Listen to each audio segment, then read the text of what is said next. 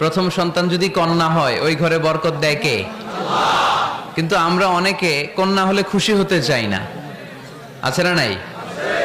এগুলো জাহেলদের স্বভাব, জাহিলিয়াতের অভ্যেস। ছেলে হইলে অনেক খুশি, এলাকার সবাই মিষ্টি খাওয়ায়। মেয়ে হইলে চেহারাটার বাংলা পাশের মতো এরকম করে ফেলায়, আছে না নাই? না, ছেলে দেয় কে? মেয়ে দেয় কে? আবার ছেলে মেয়ে দুইটাই দেয় কে? আবার অনেককে ছেলেও দেয় না, মেয়েও দেয় না, তিনি কে? এজন্য ছেলে মেয়ে এটা আল্লাহর দান। যাদের সন্তান হয় না তারা জানে এটা কত কষ্ট।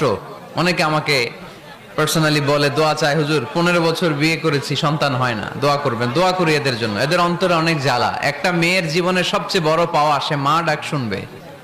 মা হওয়ার তার বড় শখ। এজন্য মায়ের মর্যাদা 3 বার, মা মা মা,